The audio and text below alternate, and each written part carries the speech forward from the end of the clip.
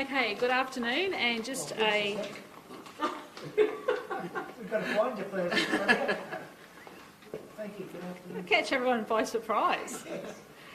Okay, well, good afternoon, everyone, and of course we know that a severe weather warning has been issued for parts of Queensland, especially at the moment out west, and we're monitoring very closely those areas from Cairns all the way down to Mackay. We've been advised by the Bureau of Meteorology that towns such as Longreach could experience 5 to 10 times their normal May rainfall. So it is a serious weather event, and we're urging people to absolutely take care out there. So remember, if it's flooded, forget it. We do expect most of the heavy rainfall to be out west and up from, as I said, the far north of our state. But flash flooding can occur at any time. So if it's flooded, forget it. And please be safe out on the roads. And if you don't need to be out on the roads, don't be out on the roads when it's flooding. So I'll hand over to Minister Ryan to say a few words, and then we'll take some questions. Thank you, Premier. And just reinforcing those messages around safety, given the severe weather warning that's been issued. So we've got that severe weather warning for the western parts of the state. We're expecting the heavy rain to start in the west tomorrow and then move to the north on Wednesday and then move down the coastline on Thursday. So wherever you are in the state, we're expecting there to be rain. In some parts it will be heavy and intense. So please make sure you plan ahead any journey that you're making, and also be conscious of those safety messages. If it's flooded, forget it. If you don't have to be out and about in the heavy rain, please don't be out and about. So while you're there, are you disappointed police are having to wait with ambulances and patients at hospitals? Well, we're all in this together. All emergency services and the health system work together. We saw that for the last 2 years in the COVID pandemic. Police, health, other emergency services working together. From time to time, the police service will be required to transport people to hospital who may be experiencing a mental health situation in their lives. For the safety of everyone involved, police are best placed to support those people as they transport to hospital. So from time to time, police will be with patients in hospital. That is how the system works. So I'm very proud that everyone in our emergency services and health system works together. They work closely together, and it's important for the safety of the individual as well as also Queenslanders more broadly.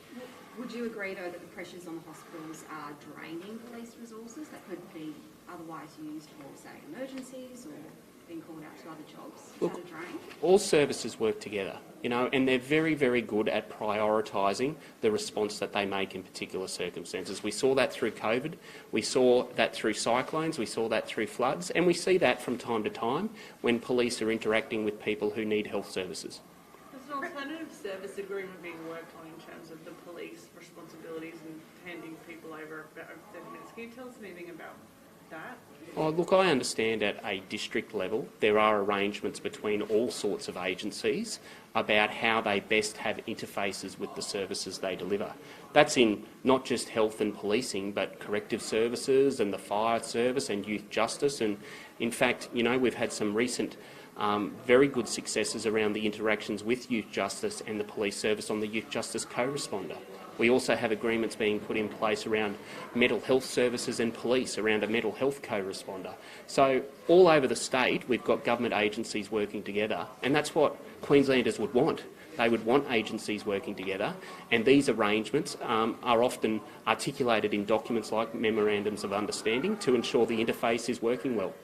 Premier, do we know if SEQ Water has declared a flood event for any of the dams that it manages? Not at the moment, is my understanding, but we'll make sure that they'll be giving out regular updates as well. But we're monitoring everything across the state at the moment. Premier, were you disappointed that Anthony Albanese didn't commit to 50/50 health funding? These are ongoing discussions, and of course, we absolutely believe that all of the health ministers and all of the premiers and first ministers believe that health is a very important issue, and it's something that I've raised with Anthony Albanese, and I'll continue to raise with him. But on that point, you say it's a very important issue. Often in Parliament, when we hear you responding to questions from the LNP, your often response is that, well, the best thing you can do, LNP, is to get up and ring your mates in Canberra and get 50/50 funding. So are you doing the same thing to Labor? Well, they haven't done that, but yes, I do talk to Anthony as much as I possibly can, and I have spoken to him directly about this issue. What's his response been then when you've raised it with him directly? They understand how important it is, and the campaign's not over yet, so let's see what happens. Are you surprised though he didn't make a firm commitment, given you've been talking about this for 2 years? No, it's very complex, but I'm quite sure you'll find out that I'm not alone in this call. All of the premiers and the first ministers believe in additional health funding, as do all of the health ministers. What do you think he hasn't committed to it so far? Well, they're halfway through the campaign, or probably a little bit more than halfway through the campaign, and I'm quite sure they'll have further announcements to make over the next 2 weeks. But if it's so needed and all the states are asking for it, there must be a reason why he hasn't committed to it so far. Well, the campaign's not over. The campaign's not over. What happens if Labor does win the election and they don't commit to it? Well, I'm not going to deal with hypotheticals. The campaign's not over yet, and people have a very clear choice out there at the moment. Have you been told he might commit to it in the campaign? I'm not part of the campaign team. I don't know what they're doing on a daily basis, but I do know that Anthony Albanese is a good listener, and I'm quite sure that he will understand the points of view that we put forward, and I'm quite sure we would get more for our state So if you're he is still- elected. Sorry, you're still hopeful he'll come to party with a 50-50 commitment by the end of the campaign? Well, if not by the end of the campaign, very soon thereafter. Premier, the police union wants an Yes. extra 2,000 hospital beds and better mental health facilities, given they are spending a lot of time with mental health patients outside emergency departments. Is that something your government can even consider, given all of the demands on hospitals? Look, that's a very good question, Marlena. And yes, we are looking at the moment about the growth across the state and matching that with infrastructure needs and requirements. We already have a lot of infrastructure underway, and we'll have more to say about that over the coming few months. So more hospital beds coming? I'm not saying anything more at the moment. In the budget? There's a budget coming in June.